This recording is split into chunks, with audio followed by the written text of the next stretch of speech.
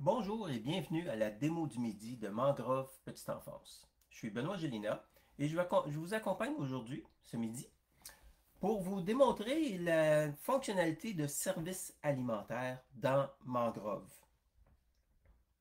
Grosso modo, cette notion de service alimentaire améliore la sécurité des enfants liée à leurs allergies. En fin de compte, c'est qu'on permet aux services alimentaires de savoir en temps réel où, dans quel local sont les enfants allergiques, puis pour qu'ils puissent préparer leur plateau de service en conséquence. Donc, bon, première des choses, on est ici dans notre environnement de démonstration. Euh, et je suis connecté avec un code utilisateur qui est destiné au service alimentaire. Je vais vous montrer par la suite comment on va faire ça, mais pour associer un code utilisateur au profil de service alimentaire. Mais le service alimentaire, bon, par exemple, les droits sont restreints parce qu'il ne peut pas faire arriver un enfant ou des choses comme ça. Si on regarde, il n'y a pas. Par contre, on peut aller voir, le service alimentaire peut aller voir son dossier et la messagerie. Puis certains éléments du dossier ne sont pas accessibles, comme le dossier éducatif. Donc, la personne qui a le profil de service alimentaire va cliquer dans le menu principal sur la fonction de service alimentaire. Voici ce qui va s'afficher à son écran. Vous avez tous les enfants, tous les locaux où il y a des enfants qui ont une allergie ou une intolérance ou une restriction alimentaire pour toutes sortes de raisons. Donc, par exemple, dans le local des caméléons aujourd'hui, là, on n'a aucun enfant d'arrivée, mais on en attend 8. Parmi ces 8-là, il y a Patricia et Allison. Allison a une allergie au lait parce qu'il est écrit en rouge. OK?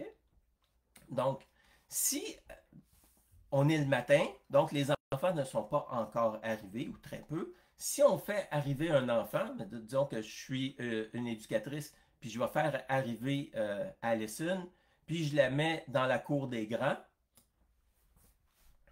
vous voyez que Allison, maintenant, elle est présente dans le service de garde. Et elle a monté dans le rang des allergies. Autre exemple, si je prends Eugène, ici, qui a un épipène, puis je le fais arriver, ben, une éducatrice le fait arriver. OK? Puis on le met dans son local, ben, dans le local des papillons. Donc, présente dans le local des papillons, on voit qu'il monte dans la liste. Maintenant, si on prend le local des papillons, on a un enfant d'arrivée sur 7. Si, par exemple, on va prendre le cas d'Eugène, j'ai dit tout à l'heure que ça permet de suivre les enfants allergiques en temps réel. Disons que, pour toutes sortes de raisons, le Eugène va être transféré de local, puis il va s'en aller dans le local des alpagas.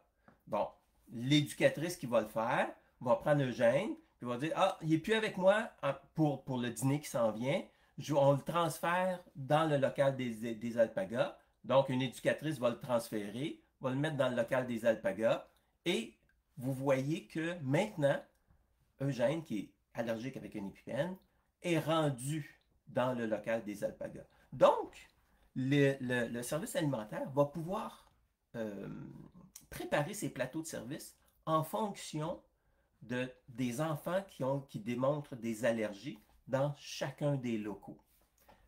Une chose que je ne vous ai pas mentionné, mais à chaque fois qu'un enfant avec une allergie arrive au service de garde, le, la, la personne qui a l'application, donc dans l'occurrence Robert, reçoit un ding sur son téléphone. Donc, il y a une notification native sur son téléphone, c'est un ding, pour dire, ah, attention, il y a quelqu'un qui est arrivé. Et puis, ça permet de consulter son tableau, puis de s'assurer que tout est bien en ordre, puis de pouvoir préparer ces plateaux en conséquence des enfants allergiques dans le service de garde. Donc, je suis allé rapidement. On a fait des cas simples, mais le service de garde, euh, le, le service alimentaire, euh, c'est une fonctionnalité qui permet justement de suivre les allergies en temps réel. Maintenant, je vais vous montrer, euh, je vais vous montrer comment associer le service de garde, le service alimentaire à un employé. OK? Je vais juste déplacer mon écran ici. OK? Et puis, ici, c'est dans le personnel. Ah, excusez-moi. Je vais me déconnecter parce que je n'ai pas le bon code utilisateur. Ça me prend un code utilisateur d'administration. Je vais juste le changer.